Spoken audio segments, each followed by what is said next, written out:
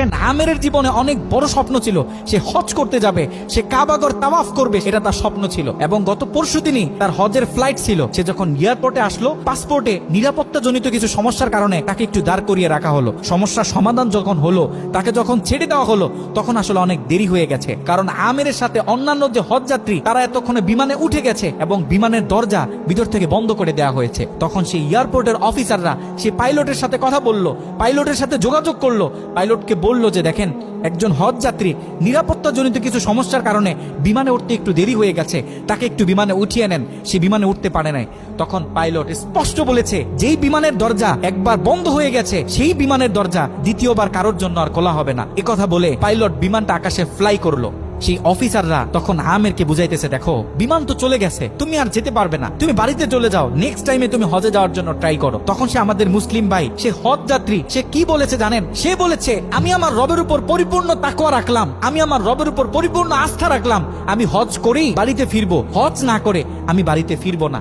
কথা বলে সে এয়ারপোর্টে দাঁড়িয়ে রইল। ঠিক কতক্ষণ পর সেই বিমান থেকে এয়ারপোর্টে মেসেজ করা হলো যে বিমানের ভিতরে যান্ত্রিক সমস্যা দেখা গিয়েছে, খুব ইমার্জেন্সি বিমানটা সেই এয়ারপোর্টে ল্যান্ড করতে হবে। বিমানটা যখন এয়ারপোর্টে ল্যান্ড করা হলো, যান্ত্রিক যে ত্রুটি, এই ত্রুটিগুলো যখন সমস্যা সমাধান করা হচ্ছে, তখন সেই অফিসাররা সেই পাইলটের সাথে কথা বলেছে যে দেখেন কোনোভাবে এই যাত্রীটা একটু নেওয়া যায় কিনা, সে তো হজ করার উদ্দেশ্যে বাড়ি থেকে বের হয়েছে, সে তো বাড়িতে যেতে চাচ্ছে না, হজ না করে তাকে একটু নিয়ে নেন।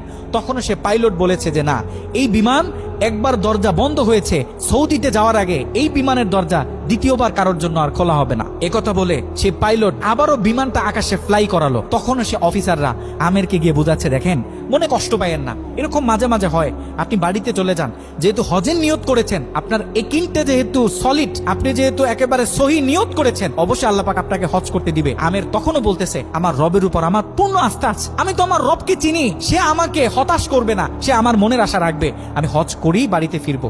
এ কথা যখন বলতেছে, এর ঠিক কিছুক্ষণ পরে আবারও সেই বিমান এয়ারপোর্টে মেসেজ করলো যে বিমানের ভিতরে এখন আগের চেয়ে বেশি কিছু যান্ত্রিক ত্রুটি দেখা গিয়েছে, বিমানটা আকাশে ফ্লাই করতেছে না, বিমানটা এমার্জেন্সি আবার এয়ারপোর্টে ল্যান্ড করতে হবে। বিমানটা যখন এয়ারপোর্টে ল্যান্ড করলো, তখন সে পাইলট নিজে বিমান থেকে নেমে সে অফিসারদেরকে বলতেছে সেই হজ যাত্রী কই, যাকে ছাড়া আমরা মক্কার উদ্দেশ্যে রওনা দিলাম, তাকে আমার হাতে তুলে দেন। আমি যতটুকু বুঝতেছি তাকে ছাড়া এই বিমান যতবারই আমরা আকাশে ফ্লাই করব, মক্কার উদ্দেশ্যে রওনা হব, আমার মনে হয় না যে এই বিমান স্বাভাবিকভাবে মক্কাতে গিয়ে পৌঁছাবে। তখন সে পাইলট সে আমেরের হাত ধরে নিজে নিয়ে সে বিমানের ভিতরে বসিয়ে দিল। দেখেন আল্লাহ পাক তো স্পষ্ট বলতেছে ওয়ামাই ইয়াতাওয়াক্কাল আলাল্লাহি ফাহুয়া হাসবুহ, যে আমি আল্লাহর উপর তাওয়াক্কুল করবে তার জন্য আমি যথেষ্ট, পৃথিবীর কাউকে তার দরকার হবে না। আল্লাহ পাক আপনাকে বলতেছে, আল্লাহ পাক আপনাকেই